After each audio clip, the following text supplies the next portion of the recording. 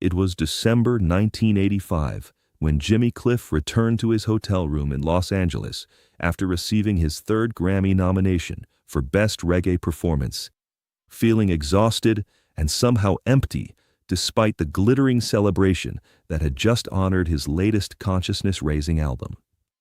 He had achieved everything he had dreamed of as a young man leaving Jamaica: international recognition, financial security, and respect from music industry peers who finally understood the cultural significance of reggae music. But as Jimmy sat in his luxurious hotel suite overlooking the Hollywood Hills, surrounded by congratulatory telegrams and industry accolades, he couldn't shake the feeling that all these prestigious awards and professional achievements were missing something essential about why he had become a consciousness-raising artist in the first place. The Grammy nominations, the Rock and Roll Hall of Fame induction, the Order of Merit from Jamaica, and countless other honors had validated his musical career and established his place in music history. But they felt somehow disconnected from the spiritual mission that had originally inspired him to share messages of hope and resilience through his consciousness-raising songs. Among the stack of mail that his assistant had brought from his Los Angeles office was a small, crumpled envelope with uneven handwriting that immediately caught Jimmy's attention. Unlike the formal letters from record companies, booking agents, and entertainment journalists, this envelope looked like it had been handled by many small hands and traveled a great distance to reach him. The return address read, Marcus Thompson, age 9, Trenchtown, Kingston, Jamaica, in the careful block letters of a child who was still learning to write, but had something important to say. Jimmy set aside all the other mail and carefully opened the envelope, revealing 3 sheets of lined notebook paper covered with a child's handwriting that was both earnest and heartbreakingly honest. Dear Mr. Jimmy Cliff, the letter began, my name is Marcus, and I am 9 years old, and I live in Trenchtown, where my grandmother says you used to live before you became famous. I am writing to tell you that your song Many Rivers to Cross saved my life, and I wanted you to know why. Jimmy felt his breath catch as he read those opening lines. This wasn't a fan letter asking for autographs or concert tickets. This was something far more profound, a child reaching across thousands of miles to share how consciousness-raising music had impacted his young life in ways that no industry award could measure or recognize. Marcus continued his letter with the kind of raw honesty that only children possess, explaining how his father had left when he was 6 years old and his mother had died from illness the previous year, leaving him in the care of his elderly grandmother, who was struggling to provide food and shelter on her small pension from years of domestic work for wealthy families. I was so sad and angry about everything that happened, Marcus wrote, and I didn't want to go to school anymore or talk to anyone or even eat the food my grandmother made because nothing seemed to matter, and I thought my life was just going to be terrible forever and there was no point in trying to be happy. Jimmy continued reading, learning how Marcus had heard Many Rivers to Cross playing on his neighbor's radio during one of his darkest moments, when he was sitting alone in his grandmother's small house, feeling completely hopeless about his future and questioning whether life was worth living for a 9-year-old boy with no parents and no apparent opportunities for a better life. When I heard you singing about having many rivers to cross and how you couldn't seem to find your way over, I started crying, because that was exactly how I felt, Marcus wrote. But then when you sang about wandering and trying to get across and not giving up, something changed inside me, and I realized that maybe I wasn't the only person who felt lost and sad. The letter described how Marcus had asked his grandmother about the song, and she had told him that Jimmy Cliff was a man from their neighborhood who had faced his own struggles and difficulties, but had found ways to turn his pain into music that could help other people feel less alone in their own challenges and hardships. My grandmother said that when you were young, you didn't have much money either, but you kept believing that your music could make a difference in people's lives, Marcus continued. She said that consciousness-raising music means songs that help people understand they can overcome their problems if they don't give up hope and keep trying to find better days. Jimmy found himself deeply moved by this child's understanding of consciousness-raising music. Marcus hadn't learned about these concepts in university courses or music theory classes. He had discovered them through lived experience and the wisdom of his grandmother, who understood how spiritual music could provide guidance during life's most difficult transitions and challenges. The letter went on to describe how Marcus had started listening to more of Jimmy's songs, finding comfort and inspiration in "You Can Get It If You Really Want," "The Harder They Come," and other consciousness-raising compositions that spoke to his situation as a young person facing seemingly impossible obstacles while maintaining hope for positive change.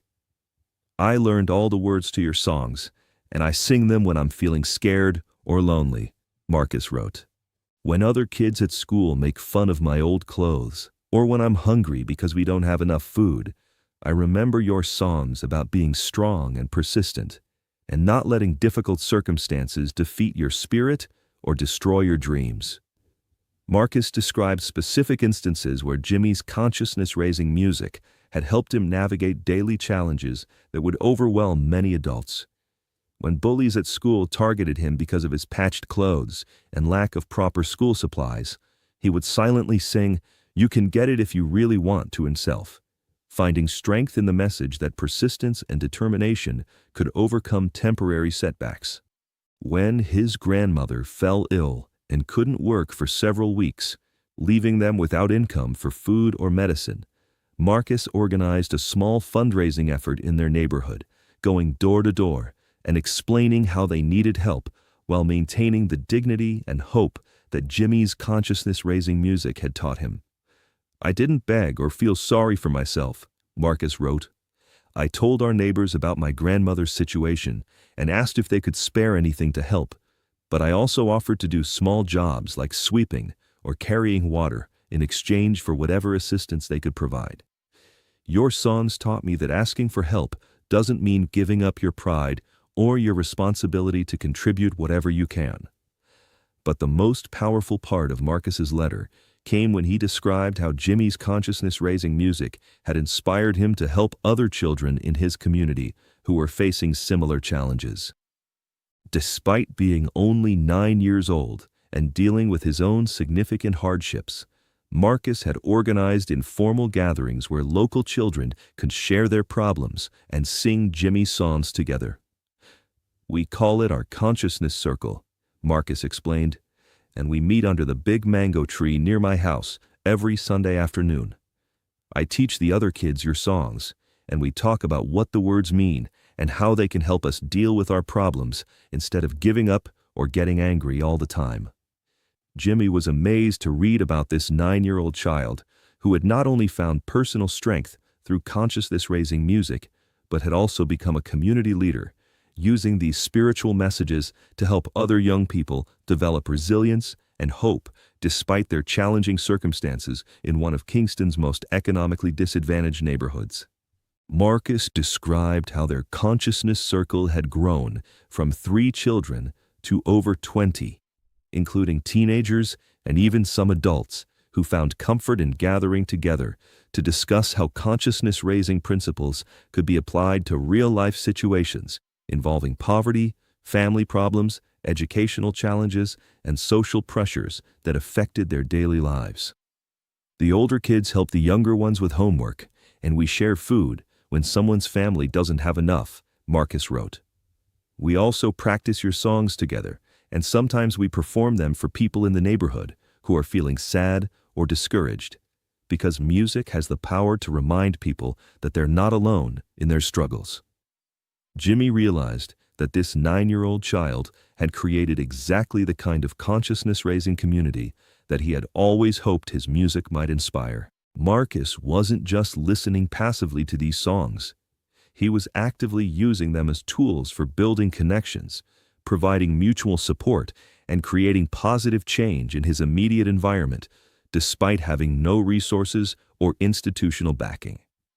The letter describes specific examples of how the Consciousness Circle had helped individual children and families in their neighborhood. When 8-year-old Sarah's mother was hospitalized, the group organized daily visits to bring her food and keep her company while her mother recovered. When 12-year-old David was struggling with anger issues after his father's death, the older children taught him Jimmy's songs about channeling difficult emotions into positive action rather than destructive behavior. We learned that consciousness raising means helping each other find strength and hope, even when everything seems hopeless, Marcus explained. Your music showed us that we don't have to wait for adults or authorities to fix our problems. We can start helping each other right now with whatever abilities and resources we have available.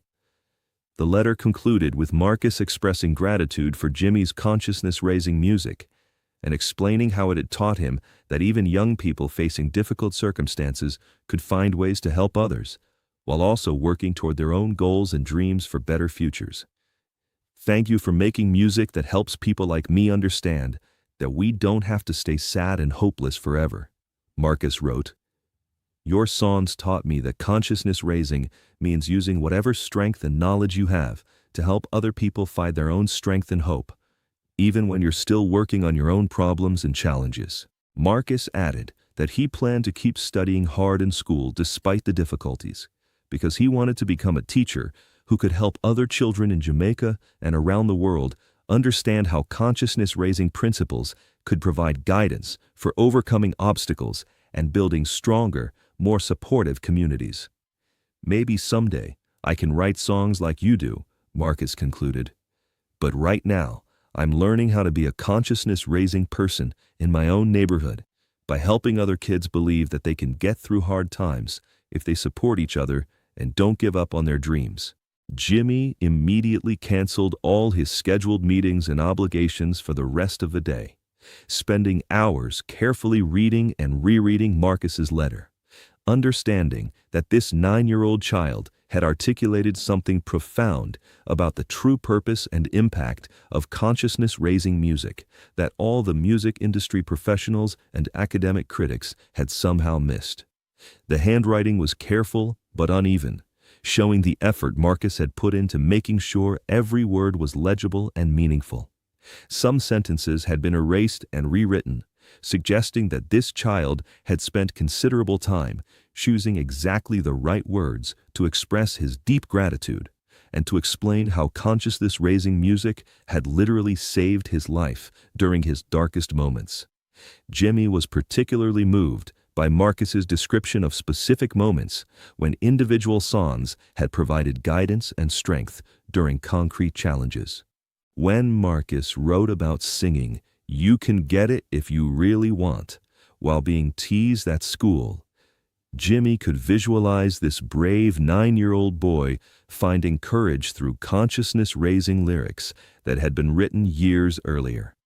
The letter revealed how Marcus had memorized not just the words, but also the deeper meanings behind Jimmy's consciousness-raising songs. Understanding intuitively that these musical messages were designed to help people find strength within themselves, rather than simply providing temporary entertainment or emotional escape from their difficulties. I understand now that your music is like medicine for people's spirits, Marcus had written in one particularly insightful passage. When someone is sick in their heart because of sad things that happened, your songs help them remember that they still have power to make good things happen if they don't give up trying. Jimmy realized that this 9-year-old child had grasped the essential purpose of consciousness-raising music more clearly than many adults who had studied his work academically or written reviews for prestigious music publications around the world. Marcus understood that authentic spiritual music was meant to be lived and applied in daily life, not simply appreciated or analyzed from a comfortable distance. This letter became Jimmy's most treasured possession, more valuable to him than any gold record, Grammy Award, or prestigious industry recognition from entertainment executives and music critics worldwide. He carried it with him to concerts and recording sessions, reading it whenever he needed reminding about the true purpose and impact of consciousness-raising music in the lives of people who needed hope and guidance. Jimmy immediately wrote back to Marcus, expressing his profound gratitude for such a meaningful and deeply moving letter, and sharing his own experiences of growing up in Trenchtown, with challenges similar to what Marcus was facing in the same community. He included photographs from his childhood and explained how consciousness-raising music had helped him transform difficult experiences into sources of strength and inspiration for serving others in communities around the world. "Your letter taught me more about the value of my music than all the awards and reviews combined," Jimmy wrote to Marcus with deep sincerity and genuine appreciation. "You showed me that consciousness-raising means creating ripples of positive change that extend far beyond what the original artist ever imagined possible. And you're already doing that meaningful work in your community at age 9. Jimmy began corresponding regularly with Marcus, sending letters of encouragement and small amounts of money to help support his education and his grandmother's household expenses during difficult times. But more importantly, their exchange helped Jimmy understand how consciousness-raising music could create ripple effects that extended far beyond the original artist's intentions or immediate awareness of their impact.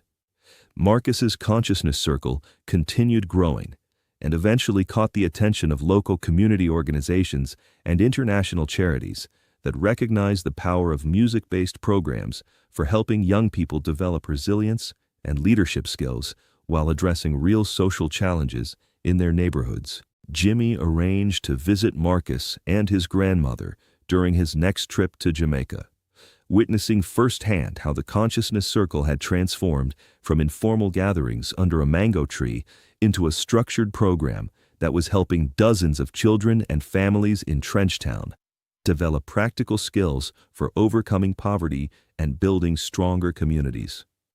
During that visit, Jimmy was deeply moved to see Marcus leading singing sessions and discussion groups with children and teenagers who looked up to him as a mentor and guide.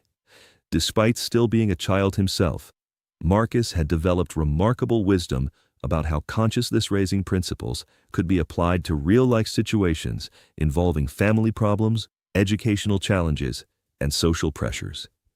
Marcus showed me that consciousness-raising music isn't just about the songs themselves, Jimmy reflected years later. It's about how those songs inspire people to become consciousness-raising individuals who can create positive change in their own communities, regardless of their age, resources, or circumstances. Years later, when Marcus graduated from university with a degree in education and social work, Jimmy attended the ceremony in Kingston, witnessing firsthand how a 9-year-old boy's response to consciousness-raising music had grown into a lifetime commitment to serving others through teaching and community development work. Marcus went on to establish the Jimmy Cliff Center for Consciousness-Raising Education, which used music and spiritual principles to help children and families throughout Jamaica and other Caribbean communities develop tools for overcoming poverty, violence, and other systemic challenges that affected their daily lives and future opportunities.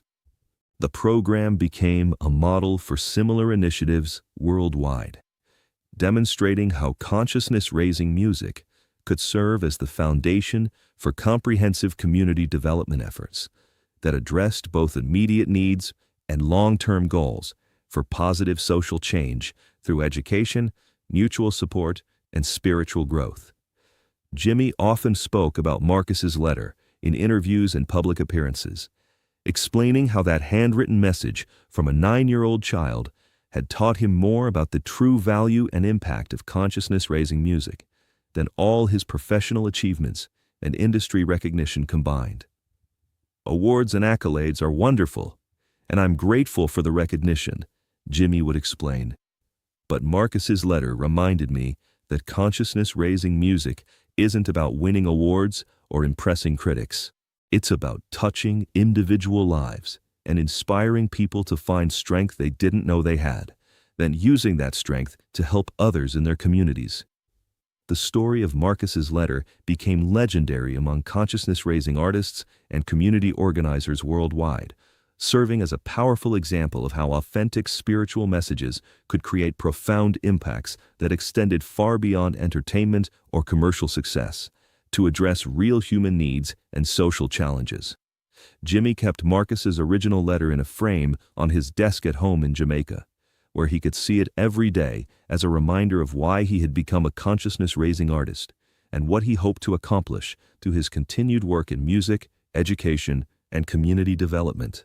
The letter also transformed Jimmy's approach to his music career, leading him to prioritize projects and performances that could directly serve communities facing challenges similar to what Marcus and his neighbors had experienced in Trenchtown. He began organizing benefit concerts, educational workshops, and mentorship programs that used consciousness-raising music as a tool for community building and social transformation.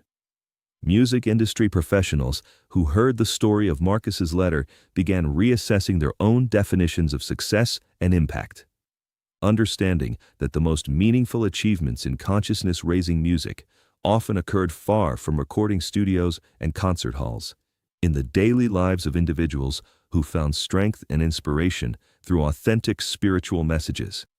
Jimmy's relationship with Marcus continued throughout his life, with the two remaining close friends and collaborators on various consciousness-raising initiatives. Marcus frequently joined Jimmy on stage to share his story and demonstrate how consciousness-raising principles could be applied by anyone, regardless of age or circumstances, to create positive change in their communities.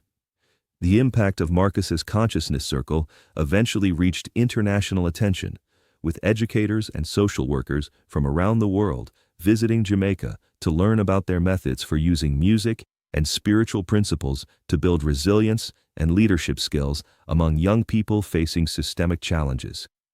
Jimmy often credited Marcus with teaching him that consciousness-raising music was never really about the artist or the recognition they might receive, but about the individual lives that could be touched and transformed through authentic spiritual messages that provided hope, strength, and practical guidance for overcoming obstacles and serving others in meaningful ways.